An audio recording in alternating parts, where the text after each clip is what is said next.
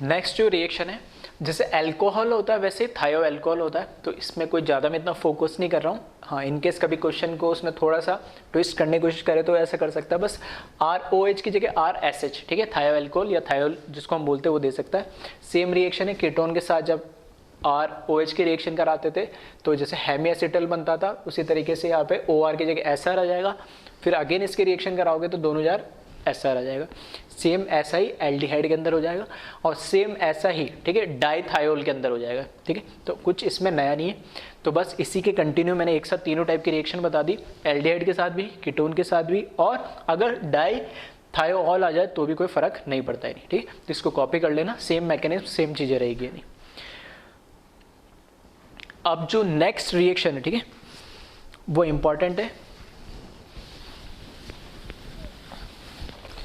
NH2 NH3 ammonia होता है, उस एक H को हटा के अगर मैं वहाँ पर कोई भी एक ग्रुप लगा दूँ जिसको मैं इन जनरल Z से रिप्रेजेंट कर रहा हूँ, अब वो Z क्या क्या हो सकता है उसको हम देखेंगे आगे। इन जनरल अगर Z है तो क्या रिएक्शन का मैकेनिज्म होगा और किस तरह का कंपाउंड बनेगा, उस पर हम डिस्कस करते हैं। तो नेक्स्ट जो रिएक्शन है वो है 6NH2Z के साथ। ये Z कोई भी ग्रुप हो सकता है, ठीक है, तो उसकी हम बात करेंगे। अगर मेरे पास कोई कार्बोनिल कंपाउंड है C+O R1 R2, इसकी रिएक्शन मैंने NH2Z के साथ करवाई और फिर उसको हीट कर दिया, तो यहाँ पर मुझे C+N, ये लोन पेयर, ये वो Z ग्रुप, और ये R1 और ये R2 प्लस H2O मिल जाएगा। नहीं, अगर मैं बात करूँ इस रिएक्शन की, ठीक है, मैकेनिज्म तो बता रहा हूँ, अगर डायरेक्ट आपको ध्यान रखना है तो कैसे ध्यान रखोगे, यहाँ से ऑक्सीजन और इस NH2 में से ये हाइड्रोजन H2O निकाल दो आप, तो ये बन गया मेरा H2O। और इस, क्योंकि यहाँ से डबल बॉन्ड मैंने ब्रेक करा है, ठीक है, डबल बॉन्ड ब्रेक करा है, तो यहाँ पे डबल बॉन्ड से इस नाइट्रोजन को कनेक्ट कर देना है, क्योंकि नाइट्रोजन की भी 2 हाइड्रोजन बॉन्ड ब्रेक हुए, तो डायरेक्टली, ठीक है, शॉर्ट ट्रिक से भी आप इसको ध्यान रख सकते हैं। C+O को NH2 के रिएक्शन साथ कराया तो H2 निकालना है, यहाँ से ऑक्सीजन निकालना है और इनको कनेक्ट कर देना है, बस इसको मैंने इस तरीके से करके लिख दिया है। अब यहाँ पर आप देखोगे अगर R1 और R2 अगर ये दोनों कैसे हुए, अलग अलग हुए कीटोन के केस में, तो यहाँ पे लोन पेयर और Z, तो ये क्या GI शो करेगा, यानी, ठीक है, ज्योमेट्रिकल आइसोमर कैन शो, और it can show geometrical isomer. और अगर ये R1 और H एल्डिहाइड भी हुआ तो भी क्या शो करेगा, GI शो करेगा, यानी, ठीक है। तो थोड़ी सी इंपॉर्टेंस वैसे बढ़ जाती है कि अगर यहाँ पर ये अलग है R1 R2, तो ध्यान रखना टोटल नंबर ऑफ कंपाउंड्स भी क्या हो जाएंगे, चेंज हो जाएंगे। इसके मैकेनिज्म की बात करें तो सिंपल सा मैकेनिज्म है, तो Z यहाँ पे कोई भी ग्रुप हो सकता है, वो कौन कौन है देख लेंगे। तो इन जनरल मैं बात कर रहा हूँ यहाँ पर R C+, R1 R2, इसकी रिएक्शन मैंने करा दी NH2Z के साथ, क्योंकि नाइट्रोजन के पास क्या है, लोन पेयर ऑफ इलेक्ट्रॉन है, तो इसने कार्बन पर अटैक करा और यहाँ पाई बॉन्ड जो है वो क्या हो गया, शिफ्ट हो गया, और ऑक्सीजन पे लोन पेयर के फॉर्म में क्या हो गया, कन्वर्ट हो गया। तो ये CO- R1 R2, यहाँ पे नाइट्रोजन पे पॉजिटिव चार्ज आ जाएगा और नाइट्रोजन पे एक हाइड्रोजन, ये एक हाइड्रोजन ऐसे लिख रहा हूँ और एक Z ऐसे लिख रहा हूँ, क्योंकि नाइट्रोजन पे पॉजिटिव चार्ज है, तो ये क्या होगा, डी प्रोटोनेट होगा, ये सिग्मा बॉन्ड यहाँ शिफ्ट हो जाएगा और ये H+ के फॉर्म में रिलीज होगा। और ये जो H+ होगा इसको कौन, ये O- आके क्या कर लेगा, इसको, ठीक है, गेन कर लेगा, क्योंकि इस पे चार्ज है तो ये भी न्यूट्रल होना चाहेगा। तो अल्टीमेटली हो क्या रहा है, प्रोटोन एक्सचेंज हो रहा है, यहाँ से H+ रिलीज हो रहा है और ये उस H+ को गेन कर ले रहा है। तो मैं यहाँ पे बोल रहा हूँ कि क्या हो रहा है, यहाँ पे प्रोटोन एक्सचेंज हो रहा है सिंपली, और प्रोटॉन एक्सचेंज होगा तो यहाँ पे COH बन जाएगा, यहाँ पर R1 बन जाएगा, यहाँ पे R2 बन जाएगा और ये NHZ और यहाँ पर क्या आ जाएगा, वापस से इसका लोन पेयर ऑफ इलेक्ट्रॉन आ जाएगा। यानी अब होता क्या है, क्योंकि नेक्स्ट स्टेप में हमने क्या करी, इसकी हीटिंग करी है, तो इस हीटिंग में क्या होता है, यहाँ से, ठीक है, यहाँ से ये OH ग्रुप और इसके नियर बाय, कि अल्फा बीटा बोल सकते हो या नियर बाय बोल सकते हैं, हीटिंग इफेक्ट हम कार्बोक्सिलिक एसिड में पढ़ेंगे तब और समझेंगे डिटेल में। यहाँ पर क्या है, यहाँ से OH और यहाँ से H दोनों क्या हो जाते हैं, बॉन्ड ब्रेक होगा, इसका OH हट जाएगा, यहाँ से H हट जाएगा और दोनों के बीच में बॉन्ड बन जाएगा तो वो पाई बॉन्ड में कन्वर्ट हो जाएगा। तो नेक्स्ट स्टेप में इसको जब हीट करेंगे तो हीट करने पे C डबल बॉन्ड N बन जाएगा, यहाँ से Z, ये इसका lone pair of electron nitrogen का, ये R1 है और ये R2 है और साथ में H2 हीट करने पर रिलीज हो जाता है। तो पहले स्टेप में हम NH2Z से रिएक्शन करवा रहे और नेक्स्ट स्टेप में हम क्या करा दे रहे, उसको हीट करा दे रहे, तो ये हमें फाइनल हमारा प्रोडक्ट मिल जाता है और R1 R2 अलग अलग होंगे तो GI शो करेगा। अब Z कौन कौन से ग्रुप होते हैं उनको हम देख लेते हैं, ठीक है, तो इसको कॉपी कर ले एक बार।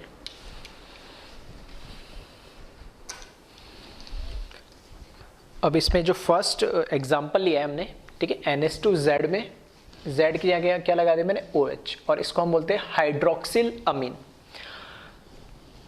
कार्बोनिल कंपाउंड के साथ हाइड्रोक्सिल अमीन की रिएक्शन करवाए और फर्दर उसको हीट कर दे, ठीक है, तो यहाँ पर Z की जगह OH आ जाएगा और इस कंपाउंड को हम क्या बोलते हैं, ऑक्साइम। और ये ज्योमेट्रिकल आइसोमर में हम ऑलरेडी पढ़ चुके हैं, ठीक है, GI में पढ़ा था। अगर एल्डिहाइड है, ठीक है, अगर एल्डिहाइड है तो इसको बोलूंगा मैं एल्डोक्साइम, और अगर कीटोन है अगर तो इसको बोलूंगा कीटोक्साइम। अब इस रिएक्शन की खास बात है जो आपको ध्यान रखना है कि ये जो रिएक्शन है, this reaction give best result at pH is equals to 4.5। मतलब 4.5 पे रिएक्शन जो होती है बेस्ट होती है, मतलब ऐसे बोल सकता हूँ फेस्ट ऑफ 4.5 pH पे इस रिएक्शन का जो यील्ड होता है, ठीक है, प्रोडक्ट बनाने की जो कैपेबिलिटी है वो बेटर होती है, बेस्ट होती है। ऐसा क्यों, तो इसको एक बार हम देख लेते हैं, ठीक है। तो स्कूल एग्जाम में भी पूछा जा सकता है, बोर्ड एग्जाम में, तो वैसे भी ध्यान रखना और कॉम्पिटिशन में भी पूछने की पॉसिबिलिटी है। एट लो pH, अगर मैं कहता हूँ लो pH है, लो pH का मतलब क्या हो जाएगा, एसिडिक हो जाएगा मीडियम, और एसिडिक होने का मतलब क्या है, H+ की क्या हो जाएगी, कंसंट्रेशन बढ़ जाएगी। अगर लो pH होगा, H+ की कंसंट्रेशन बढ़ जाएगी, तो हमारा जो यहाँ पे न्यूक्लियोफाइल है, ठीक है, ऑक्साइम जो हमारा न्यूक्लियोफाइल है, उसकी रिएक्शन क्या हो जाएगी, H+ से ही पहले हो जाएगी, वो उस पर अटैक करने से पहले, और ये कैसा हो जाएगा, प्रोटोनेट हो जाएगा, और फिर रिएक्शन की यील्ड को क्या कर देगा, कम कर देगा। पहले ये क्या कर लेगा, एसिडिक मीडियम में प्रोटोनेटेड हो जाएगा, ये लोन पेयर को अपना डोनेट कर ही नहीं पाएगा। एट हाई pH, ठीक है, अगर हम ज़्यादा ले लेते हैं, हमने क्या 4.5 बोला, ये ऑप्टिमम है, बेस्ट है। एट हाई pH का मतलब क्या हुआ, दैट इज बेसिक मीडियम हो जाएगा, और बेसिक मीडियम का मतलब क्या है, OH- की कंसंट्रेशन बढ़ जाएगी। तो अब जब इसकी रिएक्शन होगी, ठीक है, तो देखना इसमें C double bond R1 R2, जब इसकी रिएक्शन ऑक्साइम से होगी तो यहाँ पर इस तरीके से रिएक्शन होगी, और यहाँ पर CO- R1 R2 NH+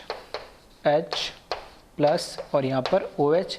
next step में अभी हमने डिस्कस करा था क्या होता है, डीप्रोटोनेट होगा और यहाँ पे प्रोटॉन एक्सचेंज हो जाएगा अल्टीमेटली, तो ये बना लेगा प्रोडक्ट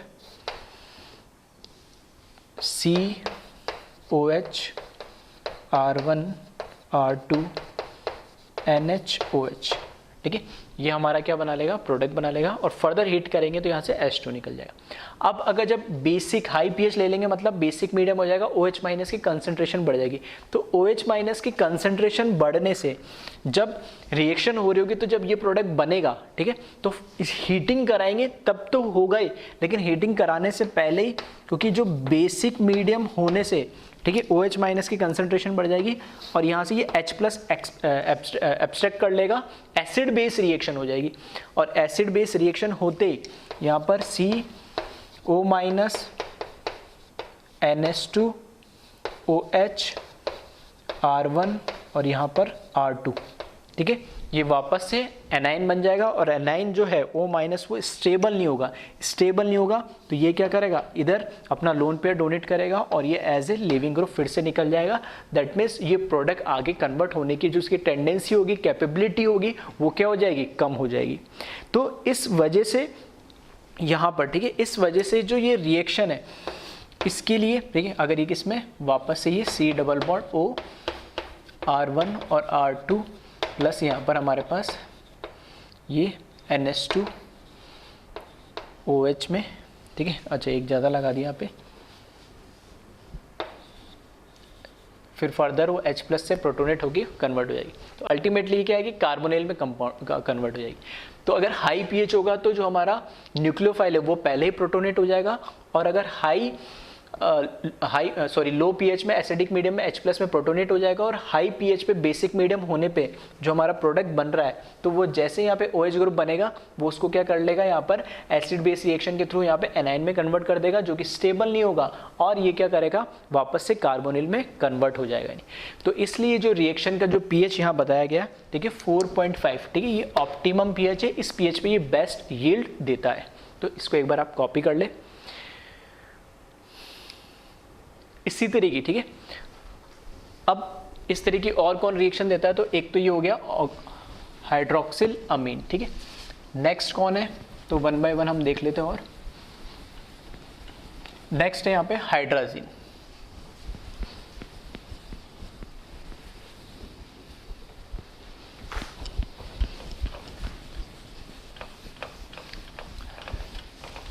ठीक है, तो एक इन जनरल हमने यहाँ पे रिएक्शन लिख दी है Z लगा के। अब बस कौन कौन हो सकता है बस वो आपको याद रखना पड़ेगा। तो एक हमने ऑक्साइम की बात कर ली है, इसी तरीके से एक हाइड्राजीन होता है, एक फिनाइल हाइड्राजीन होता है, एक सेमी कार्बाजाइड होता है, और एक होता है 2,4-DNP, ठीक है। तो ये सभी आपको, ठीक है, नाम याद रखने पड़ेंगे। सेकंड जो इसमें है,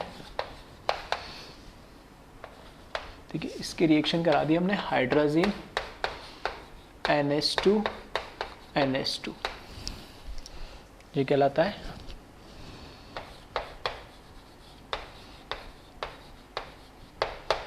हाइड्राजीन, और यहाँ पर Z की जगह क्या लग जाएगा, NH2 लग जाएगा, और इसको बोला जाता है हाइड्राजोन। नेक्स्ट इसमें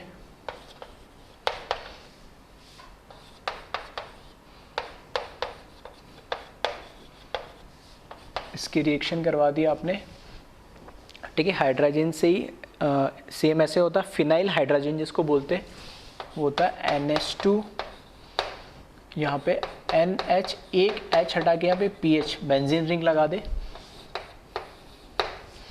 तो यहाँ पे C डबल बॉन्ड N, और यहाँ पे NH PH प्लस H2, यहाँ पे R1 और यहाँ पे R2, इसको बोला जाता है फिनाइल हाइड्राजीन, और ये जो प्रोडक्ट बना इससे इसको बोला जाता है फिनाइल हाइड्राजोन, ठीक है। जीन से ये क्या हो जाता है, जोन हो जाता है। नेक्स्ट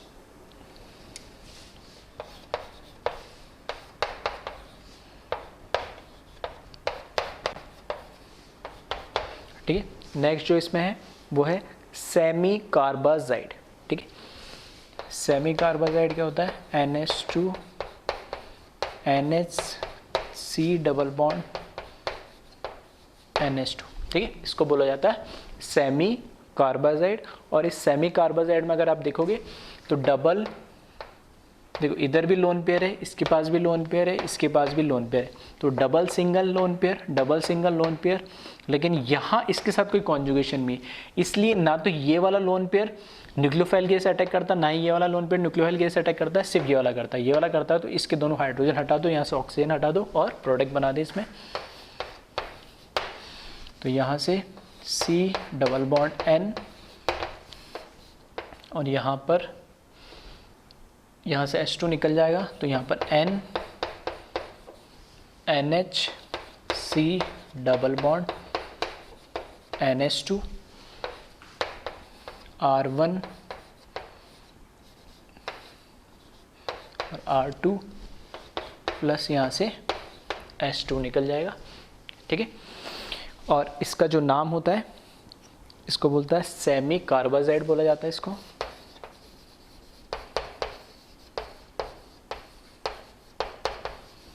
सेमी कार्बाजाइड और इसको सेमी कार्बाजोन, ठीक है। और लास्ट 2,4-DNP, ठीक है, ये इंपॉर्टेंट है। C डबल बॉन्ड O, यहाँ पर R1, यहाँ पे R2 प्लस, ठीक है। 2,4-DNP ये होता है NH2 NH, फिर बेंजीन रिंग और यहाँ से 1 2, इस पे भी NO2 और यहाँ से 1 2 3 4 पे भी NO2, ठीक है। इसको बोला जाता है 2,4-DNP। 2,4-DNP का मतलब क्या है, 2,4-डाइनाइट्रोफिनाइल हाइड्राजिन, ठीक है। हाइड्राजिन देख रहे हो आप, NH2 को हटा के यहाँ पे NH, एक H हटाया और उसकी जगह हमने क्या लगा दिया, 2,4-डाइनाइट्रोफिनाइल, इसलिए इसको बोला जाता है 2,4-DNP, मतलब 2,4-डाइनाइट्रोफिनाइल हाइड्राजिन, ठीक है। तो ठीक है, चलो प्रोडक्ट बना देता हूँ। यहाँ से C R1 R2 C double bond N और यहाँ से N NH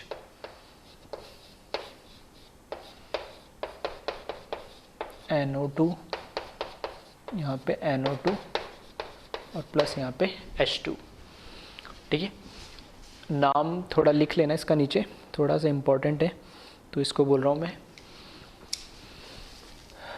2,4-DNP, ठीक है। इस तरीके से शॉर्ट में जनरली आपको देखने को मिलेगा। और इसका पूरा जो नाम है, ठीक है, इसको एक बार कॉपी कर ले, मैं ऊपर लिख दे रहा हूँ इसका नाम।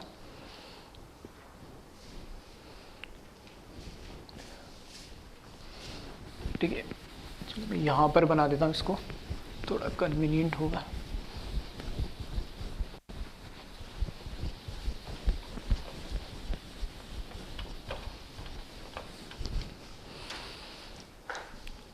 यहाँ पे NH2 NH, यहाँ पे भी नाइट्रो ग्रुप,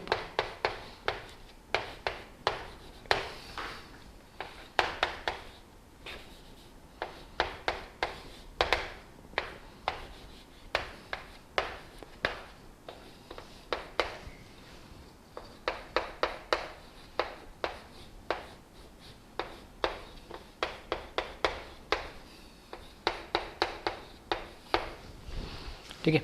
इसको देखो, एक तो बोला जाता है इसको 2,4 शॉर्ट में DNP, ये मोस्ट कॉमन नेम है, इस नेम से शॉर्ट फॉर्म से आपको जनरली देखने को मिलेगा।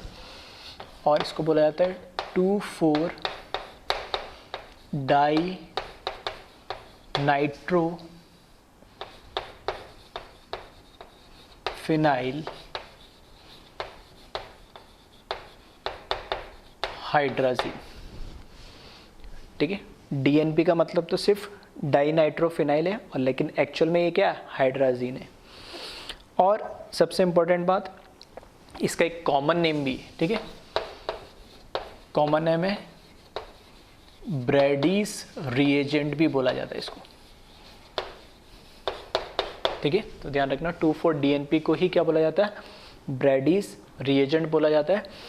और जो यहाँ से जो इसका प्रोडक्ट बन रहा है, ठीक है, ये बन रहा है, इसका नाम क्या हो जाएगा, सेम इसी तरीके से 2,4 डाइनाइट्रो फिनाइल, हाइड्राजीन की जगह बस हाइड्राजोन कर दो। और सबसे बात, इसका जो कंपाउंड का कलर होता है, ठीक है, इसका कंपाउंड का जो कलर होता है वो होता है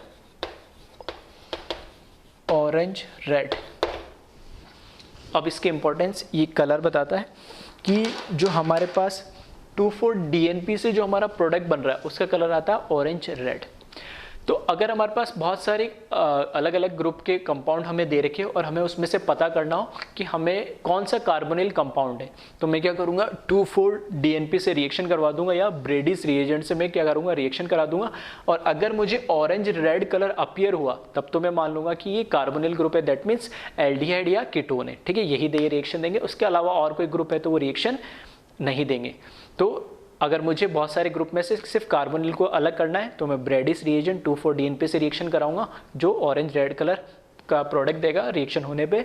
और फिर फर्दर मुझे एल्डिहाइड कीटोन, जैसे एक बार पता लग गया कि अगर ये कार्बोनिल है तो मुझे कार्बोनिल में से अगर मुझे एल्डिहाइड कीटोन को पता करना है तो फिर हमारे पास ऑलरेडी कई सारे टेस्ट है जो हम ऑक्सीडेशन में पढ़ चुके, Tollens reagent, Fehling solution, Benedict solution, ठीक है। तो ये सारे टेस्ट से हम फर्दर एल्डिहाइड कीटोन को, ठीक है, डिस्टिंग्विश कर सकते हैं।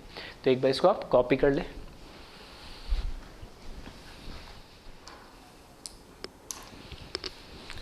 नेक्स्ट जो रिएक्शन है कार्बोनिल कंपाउंड की वो है अमीन के साथ, ठीक है। 1 डिग्री जो अमीन है, ठीक है, अमीन की रिएक्शन जो 1 डिग्री अमीन है, तो यहाँ पर क्या करा, 1 डिग्री का मतलब है कि नाइट्रोजन के पास अमोनिया के बाद जो 3 हाइड्रोजन थे वहाँ से एक H हट के कोई भी R या CH3 या कुछ भी एल्काइल ग्रुप लग गया, ठीक है। तो सेम देखोगे तो अभी हमने जैसे NH2Z वाली रिएक्शन देखी थी वैसी हो जाएगी। तो NH2 क्या हो गया, R हो गया, यहाँ से H2 ऑक्सीजन हट जाएंगे, वापस C क्या बना लेगा, यहाँ पर R आ जाएगा, और C डबल बॉन्ड N, ठीक है। ये जो ग्रुप होता है इसको हम क्या बोलते हैं, इमाइन बोलते हैं, ठीक है, इमाइन बोलते हैं। वो अमीन है, C डबल बॉन्ड N को हम क्या बोलते हैं, इमाइन बोलते हैं। तो ये सेम NH2Z जैसे रिएक्शन करेगा, H2 निकल जाएगा। 2 डिग्री के साथ जब हम रिएक्शन कराएंगे, 2 डिग्री अमाइन, ठीक है, 2 डिग्री अमाइन के साथ जब हम रिएक्शन कराएंगे तो देखना यहाँ पर मैंने R2 डायरेक्ट नहीं लिखा, बीच में एक CH2 ऐड कर दिया। क्यों? क्योंकि जब रिएक्शन आप कराओगे 1 और 2 एल्काइल ग्रुप लगे होंगे, तो यहाँ पे 1 डिग्री की जैसे C डबल बॉन्ड N नहीं बन रहा है, इस तरीके से यहाँ बन रहा है, और डबल बॉन्ड 2 कार्बन के बीच बन रहा है, मतलब एल्कीन बन रहा है। और एल्कीन बन रहा है तो एल्कीन का इन, और ये है क्या, अमाइन है, तो इनामीन, ठीक है। तो ये इमीन है और ये इनामीन है, यानी, ठीक। तो ये कैसे बना एक बार देख लेना, इसका मैकेनिज्म तो सेम ही होगा, इसको थोड़ा सा आप एक बार देख लें तो थोड़ा याद रखने में आसान होगा। 2 डिग्री अमाइन के साथ जब रिएक्शन कराओगे तो यहाँ पे C double bond R1 CH2 R2 की रिएक्शन, नाइट्रोजन के पास लोन पेयर है और इस तरीके से 2 इस पे ये लगे हुए हैं एल्काइल ग्रुप, ये अटैक करेगा कार्बन पे, पाई बॉन्ड यहाँ शिफ्ट हो जाएगा और रिएक्शन होगी तो यहाँ पे C negative R1 CH2 R2 और यहाँ पे N पॉजिटिव चार्ज, नीचे हाइड्रोजन और ये एल्काइल ग्रुप। यहाँ पे फिर प्रोटॉन एक्सचेंज होगा, यहाँ से ये H+ ले लेगा और ये इधर बॉन्ड ब्रेक हो जाएगा, प्रोटॉन एक्सचेंज होगा इस स्टेप में। तो यहाँ पर हो जाएगा ये COH N और यहाँ पर R1 और यहाँ पे CH2 और यहाँ पर R2। नेक्स्ट स्टेप में क्या होता था, अब जब इसको हम हीट करते थे तो हीट करने पे नाइट्रोजन से हाइड्रोजन और OH, ठीक है, इस तरीके से ये H2 के फॉर्म में निकल जाता है। लेकिन अब 1 डिग्री के केस में तो यहाँ पे हाइड्रोजन प्रोटोनेशन होने के बाद एक H निकल जाएगा तो भी एक H बचता है यानी। लेकिन 2 डिग्री केस में जब एक बार ये डीप्रोटोनेट हो जाता है फिर यहाँ पे कोई हाइड्रोजन नहीं बचता। तो अब यहाँ से OH और H यहाँ से नहीं निकल पाता। हाँ, उसके नियर बाई कार्बन के बाद जिसके पास भी हाइड्रोजन होगा वहाँ से हीटिंग करने पे हाइड्रोजन निकल जाएगा। तो इस पे से OH और यहाँ से H निकल रहा है, इसलिए मैंने इसको CH2 लिखा है। तो यहाँ पर कुछ भी हो सकता है, ठीक है। तो एक दिखाने के लिए मैंने यहाँ CH2 लिख दिया, तो यहाँ से H और यहाँ से OH निकलेगा, तो ये कन्वर्ट हो जाएगा CR1 और यहाँ से डबल बॉन्ड CH और ये R2 और ये इस तरीके से, ठीक है। तो ये प्रोडक्ट बन जाएगा और यहाँ से H2 निकल जाएगा।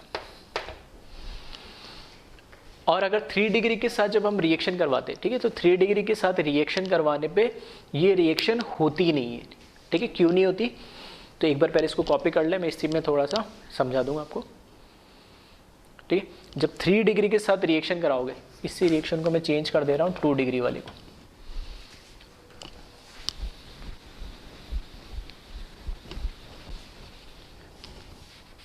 3 डिग्री के इसमें एक भी हाइड्रोजन नहीं होगा। तो फॉर एग्जांपल मैंने ये 3 डिग्री के साथ रिएक्शन कराई, तो यहाँ पर नो रिएक्शन 3 डिग्री के साथ कराने में। क्यों, तो यहाँ से देखिए इस स्टेप में क्या होगा, यहाँ पे से क्या हो जाएगा, हाइड्रोजन हट जाएगा। जब इसकी रिएक्शन कराओगे, जब रिएक्शन कराओगे सेकेंड स्टेप में,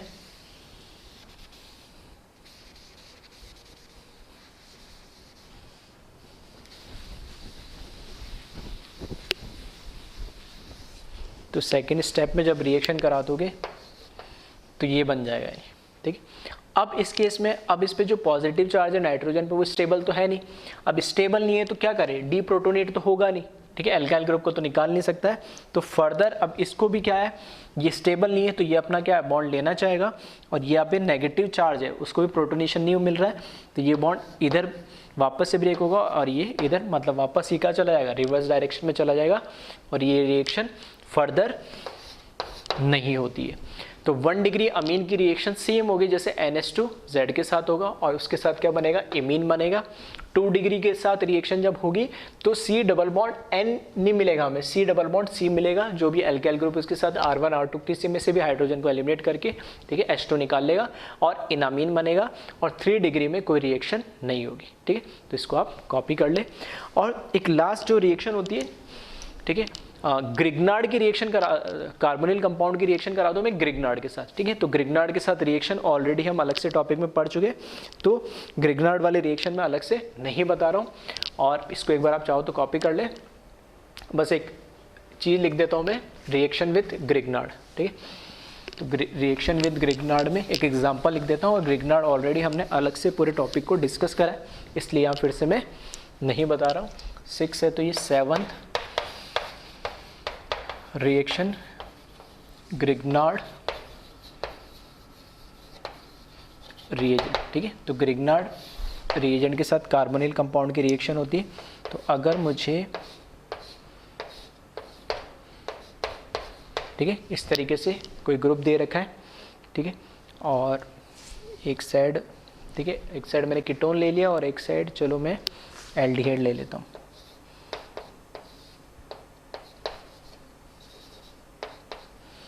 और इसकी रिएक्शन करा दी मैंने PH MgBr एक्सेस के साथ, ठीक है। तो इसके प्रोडक्ट आप क्या बना ले, खुद बना ले, H + H2 के साथ फिर इसका प्रोटोनेशन कर दिया।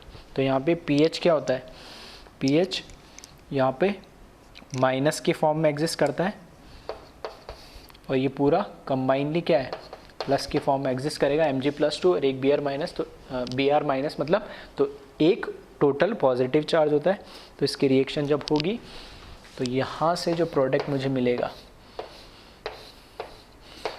ये तो बन जाएगा OH, यहाँ पे एक लग जाएगा PH, ठीक है, और यहाँ पर C के साथ H, यहाँ पर भी लग जाएगा एक OH और एक यहाँ पर लग जाएगा PH।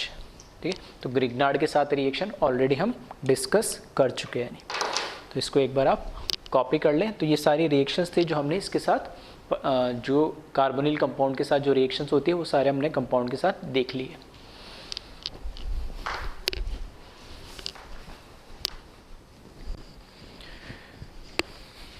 अब बात करते हैं हम नेक्स्ट रिएक्शन की, एल्डोल कंडेंसेशन। ठीक है, बहुत ही इंपॉर्टेंट रिएक्शन है ये, बोर्ड पॉइंट ऑफ व्यू से भी और कंपटीशन के हिसाब से भी। ठीक है, और मैकेनिज्म भी उतना ही इंपॉर्टेंट है। ठीक है, इसका मैकेनिज्म बिल्कुल ध्यान से समझ लेना। ठीक है, सिंपल है लेकिन मैकेनिज्म स्कूल एग्जाम में पूछा जा सकता है, बोर्ड एग्जाम में, और कंपटीशन में प्रोडक्ट बनाने के लिए आपको मैकेनिज्म की जरूरत जनरली पड़ेगी ही पड़ेगी। ठीक है, अब इसमें क्या होता है, एक तो इसका नाम एल्डोल क्यों रखा गया उस पर भी डिस्कस करेंगे, और कंडेंसेशन क्यों बोला जाता है। कंडेंसेशन का मतलब होता है दो मॉलिक्यूल आपस में कंबाइन होके एक कंडेंस होके एक मॉलिक्यूल बना लेते हैं। तो यहाँ पे देख भी सकते हो, लिखा मैंने 2 मोल्स लिखे किसके, एसिटल्डिहाइड के। ठीक है, एसिटल्डिहाइड के 2 मोल्स डाइल्यूट NaOH, मतलब डाइल्यूट कोई भी बेस हो सकता है यहाँ पे। ठीक है, जरूरी नहीं है NaOH ही, कोई भी बेस हो सकता है। ये बेस कोई वीक एसिड और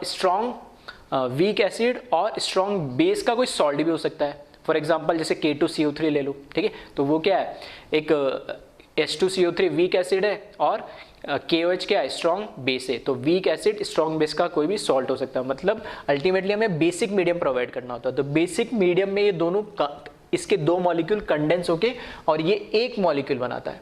इस मॉलिक्यूल को बोला जाता है एल्डोल। और एक्चुअल में इसको अगर मैं देखूं तो इसमें ये कार्बोनिल जो ग्रुप है, वहां से इस कार्बन को बोला मैंने अल्फा, उसके अगले कार्बन को बोला बीटा।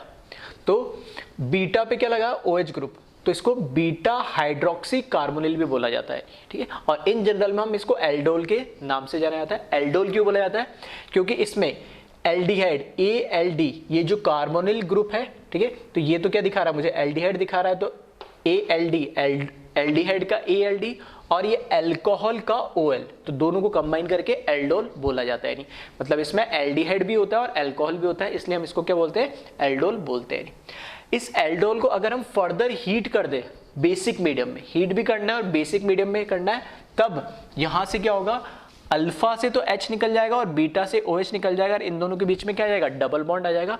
तो ये बन जाएगा अल्फा बीटा अनसैचुरेटेड एल्डिहाइड। ठीक है, ये अल्फा बीटा है तो अल्फा बीटा अनसैचुरेटेड एल्डिहाइड बन जाएगा इस केस में। इसको अल्फा बोल दिया मैंने, इसको बीटा बोला, जो यहाँ पर हमने कंसिडर करा था। ठीक है, तो कैसे ये बन रहा है उसको हम समझेंगे। नहीं तो कंडेंसेशन का मतलब समझ में आ गया, एल्डोल का मतलब समझ में आ गया। अब एल्डोल कंडेंसेशन रिएक्शन कौन देगा, तो एल्डोल कंडेंसेशन रिएक्शन वही कार्बोनिल ग्रुप देंगे। ठीक है, एल्डिहाइड भी हो सकता है, कीटोन भी हो सकता है, जिस मॉलिक्यूल के पास अल्फा कार्बन पे अल्फा हाइड्रोजन लगे हुए। अल्टीमेटली मेरे को अल्फा हाइड्रोजन से मतलब है। यहां पर अल्फा किसको बोलूंगा, C डबल बॉन्ड O। ठीक है, कार्बोनिल जो मेरे पास है ये group, C double bond O से नियर बाय जो कार्बन होगा उसको मैं अल्फा कार्बन बोलूंगा। इधर तो क्या एक ही, अगर कीटोन होता तो यहां पर भी आ जाता, तो 2 अल्फा कार्बन होते। अब अल्फा कार्बन पे अल्फा हाइड्रोजन है या नहीं है वो इंपॉर्टेंट है, सिर्फ अल्फा कार्बन से कोई फर्क नहीं पड़ता है, अल्फा हाइड्रोजन होना जरूरी है। तो यहाँ पे 3 जो अल्फा कार्बन से अटैच हाइड्रोजन है वही क्या कहलाते हैं, अल्फा हाइड्रोजन, और 3 अल्फा हाइड्रोजन है। तो जिन कार्बोनिल ग्रुप के अंदर अल्फा हाइड्रोजन होंगे वही एल्डोल कंडेंसेशन देगा, अदरवाइज वो नहीं देगा। ठीक है, तो इस तरीके से इंटीजर टाइप में पूछा जा सकता है, 4 ऑप्शन दे देगा कि कौन सा मॉलिक्यूल एल्डोल कंडेंसेशन रिएक्शन देगा। तो उस आपको मॉलिक्यूल में बस ये देखना होगा कि अल्फा हाइड्रोजन है या नहीं है। तो इस केस में 3 अल्फा हाइड्रोजन है तो ये रिएक्शन दे देगा। ठीक, अब ये रिएक्शन कैसे हो रही है उसको एक बार हम समझ लेते हैं। ठीक है, तो मैकेनिज्म इसका इंपॉर्टेंट है, तो इसको आप ध्यान से समझ लेना है। यहां पर हमारे पास जो एसिटल्डिहाइड है उसको मैंने इस तरीके से लिखा। ठीक है, HC डबल बॉन्ड CH2H, एक H, इसको इस तरीके से लिख दिया। इसकी रिएक्शन मैं करा रहा हूं बेस के साथ। तो बेस हमें क्या प्रोवाइड करेगा, OH माइनस, तो चाहो तो इधर लिख लेना NaOH है वो क्या देगा हमें Na प्लस और OH माइनस देगा। तो ये बेस यहाँ पे OH माइनस जो यहाँ पर है ये क्या करेगा, अल्फा जो मेरे पास कार्बन है उस अल्फा कार्बन पे जो अल्फा हाइड्रोजन लगा हुआ उसको एब्स्ट्रैक्ट कर लेगा यानी, और ये बना लेगा इस यहाँ से H2O बना लेगा, ये H2 बना लेगा और यहाँ पर ये क्या बन जाएगा HC double bond O CH2 और यहाँ पर क्या बच जाएगा लोन पेयर, क्योंकि H प्लस के फॉर्म में ले जाएगा तो ये जो सिग्मा बॉन्ड है ये इसके ऊपर लोन पेयर ऑफ इलेक्ट्रॉन की तरह के आ जाएगा यहाँ पे, तो यह CH2 पे माइनस आ जाएगा लोन पेयर के साथ। अब अल्फा हाइड्रोजन होना कंपलसरी क्यों है, तो अब यहाँ से आपको समझ में आ रहा होगा क्यों, क्योंकि जब अल्फा हाइड्रोजन निकलेगा तो इसके साथ ये जो लोन पेयर बचता है H प्लस को निकालने के बाद तो ये डबल सिंगल और लोन पेयर के फॉर्म में रेजोनेंस स्टेबलाइज्ड होता है, नहीं इसलिए अल्फा हाइड्रोजन होना जरूरी है। और किसी हाइड्रोजन से निकलता तो वो क्योंकि कार्बनाइन जो बनता है ऑलरेडी कार्बन पे नेगेटिव चार्ज स्टेबल नहीं होता है तो कार्बनाइन अनस्टेबल होगा तो कोई सेंस नहीं है, लेकिन यहाँ कार्बनाइन अल्फा हाइड्रोजन से कार्बनाइन बनने से रेजोनेंस स्टेबलाइज होता है, इसलिए रिएक्शन फॉरवर्ड डायरेक्शन में जाने की कोशिश करती है। तो यहाँ से अगर इसका मैं एक और रेजोनेटिंग स्ट्रक्चर बनाऊं तो HCO माइनस और C double bond CH2, pi bond को इधर शिफ्ट कर दो, ठीक है, पाई बॉन्ड सॉरी ये लोन पेयर को इधर शिफ्ट करा और पाई बॉन्ड को इधर शिफ्ट करा तो ये दूसरा इसका रेजोनेटिंग स्ट्रक्चर बन गया है, ठीक है। तो ये RS की वजह से अल्फा हाइड्रोजन निकलना इसलिए पसंद करता है क्योंकि ये रेजोनेंस स्टेबलाइज होता है। अब यहाँ पर देखोगे तो इस मॉलिक्यूल के अंदर एल्कीन भी आ गया, ठीक है, एल्कीन भी आ गया और यहाँ पर एक एनाइन भी आ गया। एनाइन को हम क्या बोलते हैं 8 ATE, फॉर एग्जाम्पल जैसे सल्फेट है SO4 2- सल्फेट है, फॉस्फेट है, ठीक है। तो हमें पता है एनाइन को कैसे AT से रिप्रेजेंट करते, लास्ट में 8 से रिप्रेजेंट करते, तो यहाँ पे एल्कीन का इन और एनाइन का 8 दोनों को मिला के इसको बोलते हैं इनोलेट, ENOLATE, ठीक है। EN तो किसका है एल्कीन का और 8 किसका है ये इस एनाइन का, तो कंबाइनली इसको क्या बोलता है इनोलेट बोला जाता है, ठीक है। तो ध्यान रखना कई बार एल्डोल कंडेंसेशन की जगह, ठीक है, इनोलेट रिएक्शन भी लिखा हुआ होता है तो उसका मतलब सेम ही है नहीं। अब नेक्स्ट स्टेप के अंदर जो हमारे पास ये कार्बनाइन बना, ठीक है, इस फॉर्म में तो थोड़ा स्टेबल ज्यादा होगा, इस फॉर्म में स्टेबल कम होगा क्योंकि कार्बन पे नेगेटिव चार्ज कम स्टेबल है, यहाँ पे थोड़ा ज्यादा स्टेबल। तो ये जो फॉर्म है इसका, ठीक है, इस फॉर्म से 2 मॉलिक्यूल लिए बने, तो एक मॉलिक्यूल तो इसमें कार्बनाइन में कन्वर्ट हो गया, जो दूसरा मॉलिक्यूल जो अनरिएक्टेड है उसके साथ ये रिएक्ट करता है, ठीक है। तो दूसरे मॉलिक्यूल के साथ जब ये रिएक्शन करेगा तो देखना यहाँ पे ये बनाएगा CH3 C double bond H plus CH2 C double bond और ये H। तो यहाँ से ये अटैक करेगा, ये एज अब क्या काम कर रहा है न्यूक्लियोफाइल की जैसे काम कर रहा है, इसके पास लोन पेयर ऑफ इलेक्ट्रॉन है, और ये कैसे काम कर रहा है इलेक्ट्रोफाइल का काम कर रहा है, ये न्यूक्लियोफाइल का काम कर रहा है, लोन पेयर है इसके बाद, ये इलेक्ट्रोफाइल मतलब कार्बन पे क्या है पार्शियल पॉजिटिव और नेगेटिव चार्ज है, यहाँ पे नेगेटिव होगा और यहाँ पे पार्शियल पॉजिटिव होगा, तो न्यूक्लियोफिलिक एडिशन होती है यहाँ पे, तो ये कार्बन पे अटैक करेगा और पाई बॉन्ड इस ऑक्सीजन पे शिफ्ट हो जाएगा यानी। तो यहां से मुझे मिल जाएगा ये CH3, ठीक है, C ऑक्सीजन पे नेगेटिव चार्ज, यहाँ पर H, फिर CH2 C डबल बॉन्ड और ये H, ये मॉलिक्यूल मुझे मिल जाएगा। ये जो स्टेप है इसका, ठीक है, अटैक ऑफ न्यूक्लियोफाइल, ठीक है, पीछे भी हम पढ़ चुके हैं, जो अटैक ऑफ न्यूक्लियोफाइल होता है न्यूक्लियोफिलिक एडिशन रिएक्शन में, वही क्या होता है RDS स्टेप होता है, यही क्या होता है RDS स्टेप होता है। पहले स्टेप की बात करूँ तो ये एक तरीके से क्या एसिड बेस स्टेप है, ठीक है, ये एसिड बेस रिएक्शन है, तो एसिड बेस रिएक्शन तो क्या होती है फास्ट होती है। यहाँ पे ये न्यूट्रल मॉलिक्यूल है तो इस पे जो अटैक कर रहा है, ठीक है, एज ये न्यूक्लियोफाइल काम कर रहा है, ये इलेक्ट्रोफाइल काम कर रहा है, तो अटैक ऑफ न्यूक्लियोफाइल ये क्या कहलाता है RDS स्टेप कहलाता है। तो इस केस में ये एक RDS स्टेप है। नेक्स्ट स्टेप में क्या होता है हमारे पास, ठीक है, डाइल्यूट लिया है तो H2O तो होगा यहाँ पे, तो H2O के साथ ठीक है। H2O के साथ ये जो O माइनस है ये क्या हो जाएगा, प्रोटोनेट हो जाएगा और OH माइनस रिलीज हो जाएगा। तो फाइनली मुझे CH3 CHOH ये प्रोटोनेट हो जाएगा, फिर CH2 C double bond H plus OH minus release हो जाएगा। तो पहले स्टेप में OH माइनस यूज हो रहा था और यहाँ पर OH माइनस वापस रिलीज हो गया। तो ये क्या है, यहाँ पर एज ए कैटलिस्ट बोल सकते हैं, बेसिक मीडियम के अंदर ये रिएक्शन ओवरऑल हो रही है। ठीक है, अब यहाँ पे ये क्या बन गया हमारा, देखना सेम प्रोडक्ट बन गया। तो यही हमें इसको क्या बोलते हैं, हम एल्डोल बोलते हैं। तो एल्डोल का फॉर्मेशन तो यहाँ पर हो जाता है। अब जो एल्डोल होता है ये लो टेम्परेचर पे स्टेबल होता है। एल्डोल जो होता है वो लो टेम्परेचर पे स्टेबल होता है और अगर हम इसको हीट कर देंगे हाई टेम्परेचर पे तो एल्डोल क्या कर देगा, यहाँ से यहाँ कन्वर्ट हो जाएगा। कैसे, तो इसको हम देखते हैं यहाँ पे। नेक्स्ट स्टेप में जो हमारे पास एल्डोल है CH3 CHOH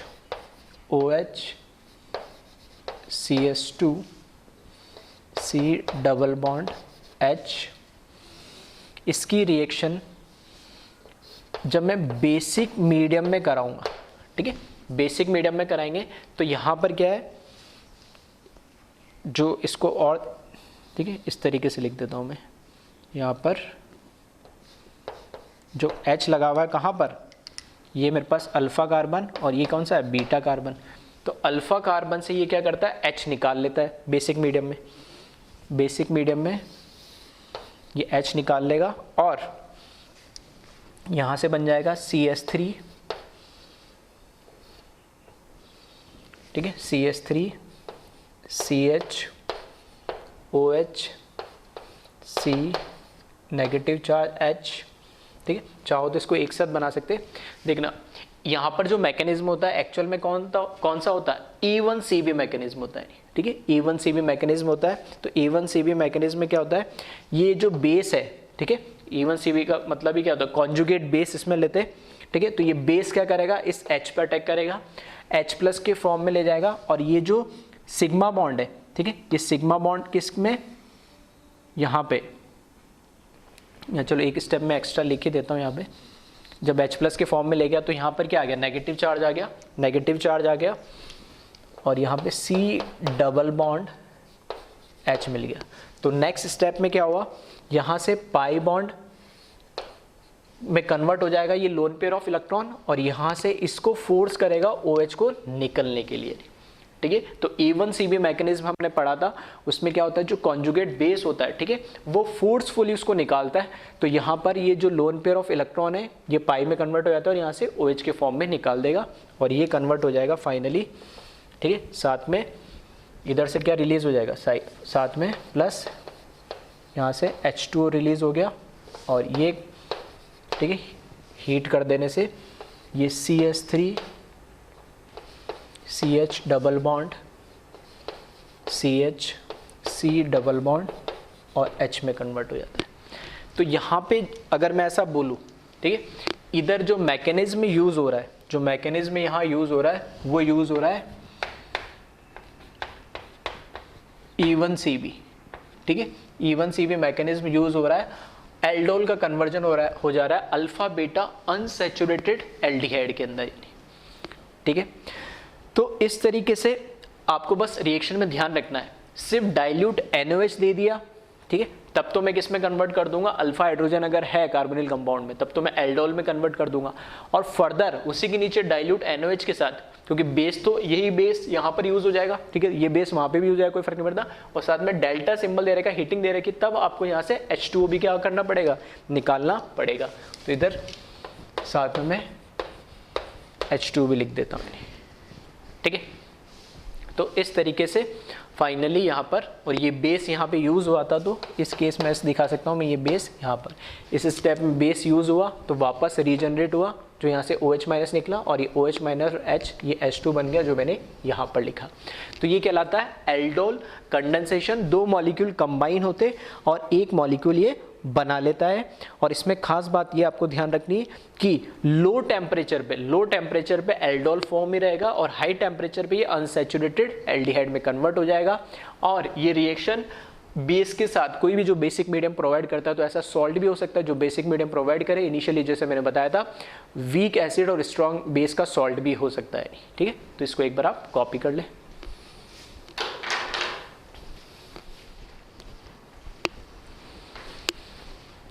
ठीक है, अब ये कुछ पॉइंट्स है जो मैंने अभी समझाया था वही लिख दिए मैंने।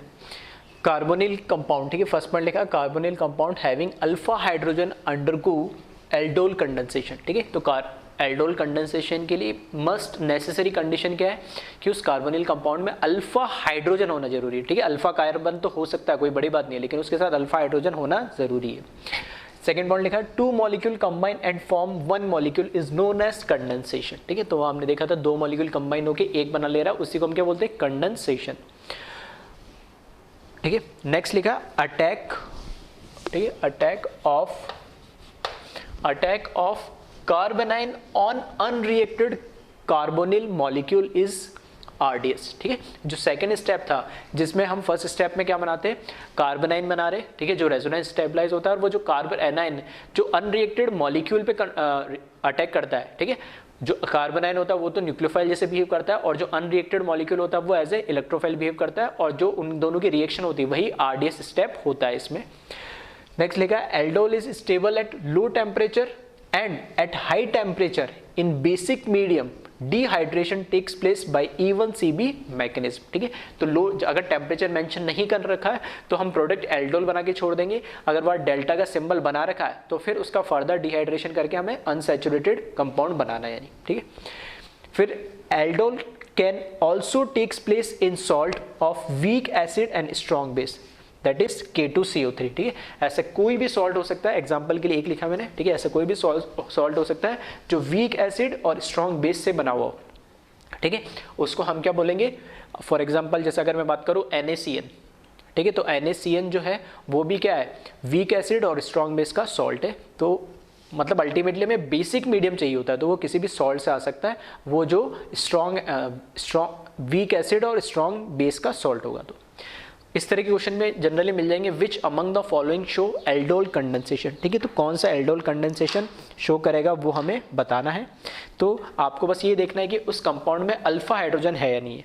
तो यहाँ देखेंगे तो अल्फा हाइड्रोजन, कार्बन भी है और अल्फा हाइड्रोजन भी है, तो ये कंपाउंड क्या है, एल्डोल कंडेंसेशन शो कर देगा। यहाँ पर कोई भी, ठीक है, हाइड्रोजन लगा है, अल्फा कार्बन ही नहीं है तो अल्फा हाइड्रोजन की बात ही नहीं होगी, तो ये एल्डोल शो नहीं करेगा। इसकी अगर हम बात करें तो ये C डबल बॉन्ड O, इससे यहाँ पे तो हाइड्रोजन है, यहाँ पर एक कार्बन, तो हाइड्रोजन अटैच नहीं होना चाहिए कार्बन के ऊपर, एक मतलब C डबल बॉन्ड O से कार्बन होना चाहिए, उस पर हाइड्रोजन होना चाहिए। डायरेक्ट हाइड्रोजन होगा तो कोई फर्क नहीं पड़ता है। ठीक है, हमें कार्बनाइन बनाना है, तो यहाँ पर कार्बन है, लेकिन यहाँ पर देखोगे तो 1 2 3 और ये डबल बॉन्ड 4 बॉन्ड आगे, तो यहाँ अल्फा कार्बन तो है लेकिन अल्फा हाइड्रोजन नहीं है, तो ये एल्डोल शो नहीं कर सकता है। यहाँ देखें तो इस केस में इसके साथ ये भी अल्फा है और ये भी अल्फा कार्बन है, यहाँ पे भी 2 हाइड्रोजन है, यहाँ पे भी 2 हाइड्रोजन है, तो ये एल्डोल कंडेंसेशन शो कर देगा। यानी इसमें मैंने क्या करा, यहाँ पे 2 क्या लगा, मिथाइल ग्रुप लगा दिए। अब अल्फा कार्बन तो यहाँ पे भी है और अल्फा कार्बन यहाँ पे भी है, लेकिन अल्फा हाइड्रोजन नहीं है, 1 2 मिथाइल और 2 बॉन्ड ऐसे सेम इधर, तो अल्फा हाइड्रोजन नहीं है, तो फिर ये एल्डोल कंडेंसेशन शो नहीं करेगा। यहाँ देखेंगे तो यहाँ पे भी अल्फा हाइड्रोजन है, ठीक है, इस कार्बन से 3 अल्फा हाइड्रोजन और ये भी अल्फा कार्बन और इससे 2 हाइड्रोजन, तो यहाँ पर भी क्या हो सकता है, एल्डोल कंडेंसेशन बिल्कुल हो सकता है। नेक्स्ट इसमें देखें C डबल बॉन्ड O, तो एक तो ये कार्बन है इससे, तो यहाँ से देखें तो 1 2 3 और ये डबल बॉन्ड 4 बॉन्ड हो गए, तो ये अल्फा कार्बन तो है लेकिन अल्फा हाइड्रोजन यहाँ नहीं है। लेकिन इस वाले पे देखेंगे, इसके पास में ये भी तो अल्फा कार्बन है, ठीक है, और इस पे अल्फा हाइड्रोजन भी है, तो ये एल्डोल कंडेंसेशन शो करेगा। ठीक है, तो इस तरह के क्वेश्चन भी पूछे जा सकते हैं, तो इसको एक बार आप कॉपी कर ले।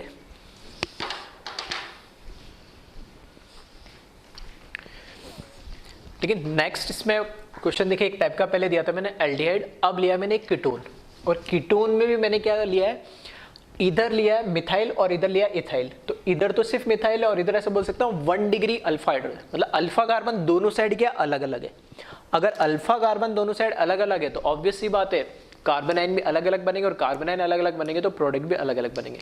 तो यहाँ पर मैंने डाइल्यूट NaOH के साथ हीट करा और 2 प्रोडक्ट लिख दिया मैंने, ठीक है। तो अब कई लोगों को तो बिल्कुल समझ में आ गया होगा 2 प्रोडक्ट क्यों बन रहे हैं, क्योंकि 2 अलग अलग अल्फा कार्बन है तो 2 अलग अलग कार्बनाइन बनेंगे, तो 2 अलग अलग वहाँ पर एल्डोल बनेंगे और फर्दर उनको डिहाइड्रेशन करेंगे तो 2 अलग अलग अनसेचुरेटेड, ठीक है। हीट लिख दिया तो मैंने डायरेक्ट, अब एल्डोल नहीं बना इस केस में, मैंने डायरेक्ट उनको क्या करा, डिहाइड्रेट करके बना दिया नहीं। तो चाहो तो खुद से भी ट्राई कर सकते हो वीडियो को पॉज करके, और ठीक है मैं बता रहा हूँ कैसे 2 प्रोडक्ट बनेंगे, तो एक एक करके मैं अलग अलग बता रहा हूँ, ठीक है, ताकि समझने में थोड़ा आसान रहे। तो पहले केस में तो हमें पता ही है, ठीक है, यहाँ पे CH3 C double bond CH2 CH3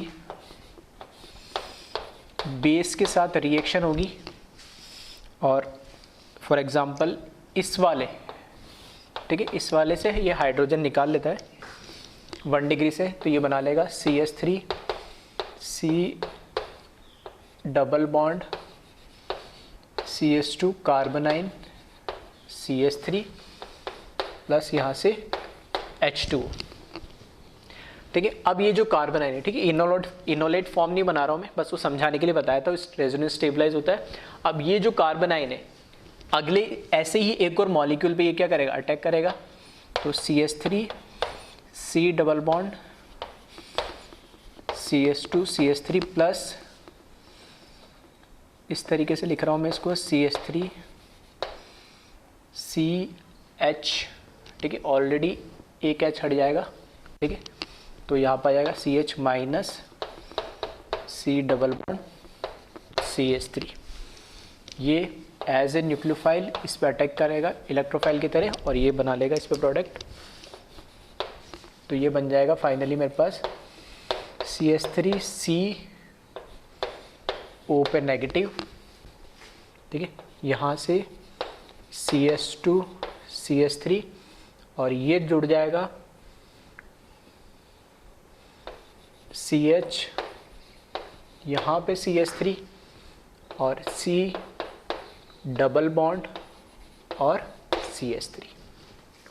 फिर इसका वाटर के साथ रिएक्शन करा देंगे तो प्रोटोनेशन हो जाएगा, तो ये बना लेगा CH3 COH CH CH3 C double bond CH3 और यहाँ पे CH2 CH3 बना लेगा।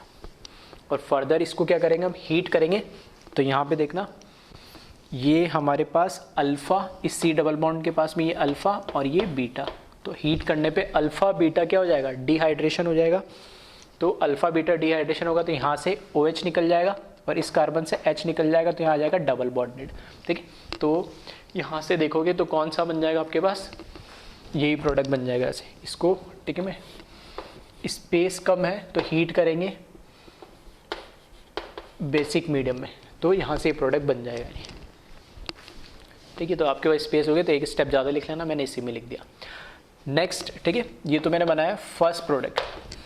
सेकंड जो प्रोडक्ट इसमें बनेगा उसमें अब की बार क्या होगा, CH3 CH2 C double bond CH3 और इसकी रिएक्शन मैंने करा दी, ठीक है, बेस के साथ। यहाँ से क्या करेगा, ये इस वाले अल्फ़ा कार्बन से क्या करेगा, सॉरी इस केस में तो सिर्फ हाइड्रोजन एब्स्ट्रैक्ट होगा, तो ये बना लेगा ये CH3 CH2 C double bond और CH2 माइनस प्लस यहाँ से H2 निकल जाएगा। नेक्स्ट स्टेप में जो अनरिएक्टेड पार्ट है, ठीक है, अनरिएक्टेड पार्ट है, तो CH3 CH2 C double bond CH3 plus CH2 minus C double bond O CH2 CH3, इसकी रिएक्शन होगी कार्बन पे, ये पाई बॉन्ड यहाँ शिफ्ट हो जाएगा और ये बना लेगा CH3 CH2 CO minus CH3 CH2 C double bond O और यहाँ से CS2 CH3। नेक्स्ट स्टेप में इसका क्या करा देंगे, प्रोटोनेशन करा देंगे। तो प्रोटोनेशन करा देंगे तो ये कंपाउंड, ठीक है, यहाँ नीचे लिख दे रहा हूँ मैं, ये बना लेगा CH3 CH2 COH, यहाँ पर CH3 CH2 C double bond CH2 और CH3, ठीक है, इधर एरो कर दे रहा हूँ। इसके बाद ये बन जाएगा। और नेक्स्ट स्टेप में जब इसको हीट करेंगे बेसिक मीडियम में, तो यहाँ से देखना इस बार ये अल्फ़ा है और ये बीटा है, तो यहाँ से एक हाइड्रोजन और यहाँ से OH निकल जाएगा और यहाँ डबल बॉन्ड बन जाएगा। फाइनली जो प्रोडक्ट बनेगा वो बनेगा CH3 CH2 C double bond, यहाँ पे CH3 और यहाँ पे एक H हट जाएगा तो CH और C डबल बॉन्ड CH2 और देन CH3। तो देखना ये प्रोडक्ट, बस इस केस में यहाँ पे CH3 मैंने इधर लिख दिया और इस केस में CH2 CH3 इधर नीचे आ गया। तो एक ही बात है, इस कार्बन से एक CH3 होना चाहिए, एक इथाइल होना चाहिए, तो एक इथाइल और एक मिथाइल है, फिर C double bond CH C double bond CH2 CH3, ठीक है। तो एक प्रोडक्ट मुझे ये मिला और एक प्रोडक्ट मुझे ये मिल गया, ठीक है। तो इसमें क्योंकि दो अलग अलग हमारे पास क्या है, अल्फ़ा कार्बन थे, तो अलग अलग दो कार्बनाइन बन रहे थे, इसलिए मुझे दो प्रोडक्ट मिले। तो इस तरीके से आप ध्यान रखना कि अगर आपको कई बार दे रखा हो, ठीक है, इस तरह कंपाउंड दे रखा हो जो अनसिमेट्रिकल टाइप का हो, तो उसमें आपको सारे प्रोडक्ट बना के देखने पड़ेंगे। अब इसमें एक क्वेश्चन और क्या पूछ सकता है, देखो अगर मैं बात करूँ इसका जो एल्डोल बन रहा है, एल्डोल कौन सा बन रहा है, यहाँ पे ये इसका क्या है, ये एल्डोल है और ये अनसैचुरेटेड फॉर्म है और यहाँ पर इसका ये एल्डोल है। इसी में ये पूछ ले कि टोटल नंबर ऑफ एल्डोल कितने बनेंगे, टोटल नंबर ऑफ एल्डोल कितने बनेंगे। तो यहाँ से देखना, इस कार्बन को ध्यान से देखें तो इस पे OH CH3 मिथाइल और ये अलग, मतलब ये कैसा हो गया, कायरल सेंटर हो गया। यहाँ पर देखें तो H ये ग्रुप अलग, CH3 अलग, ये अलग, ये भी क्या हो गया, कायरल सेंटर हो गया। दो कायरल सेंटर हो गए इसमें, तो दो कायरल सेंटर हो गए, अनसिमेट्रिकल है। तो टोटल कितने हो जाएंगे इधर, टोटल 2 की पावर 2 4, 4 मुझे यहाँ पर क्या मिलेंगे, एल्डोल फॉर्म मिलेंगे, यानी ठीक है, स्टीरियो आइसोमर को इंक्लूड करके।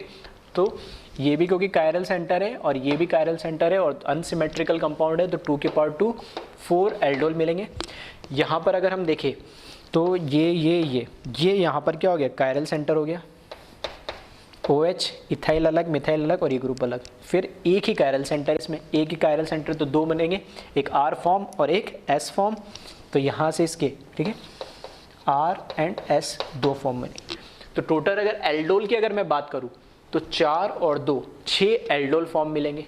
और अल्फा बीटा अनसैचुरेटेड की बात करूँ तो वो तो फिर मुझे 2 ही मिलेंगे, क्योंकि यहाँ पे देखोगे तो कोई भी कायरल सेंटर हमारे पास नहीं है, ना इस कंपाउंड में ना ही इस कंपाउंड में। तो अल्फा बीटा अनसैचुरेटेड एल्डिहाइड की बात करूँ तो वो 2 मिलेंगे। और टोटल एल्डोल की अगर मैं बात करूँ तो 4 + 2 6, टोटल 6 एल्डोल मिलेंगे, ठीक है। तो किसी भी तरीके के क्वेश्चन पूछे जा सकते हैं, तो ये आप ध्यान रखना, ठीक है।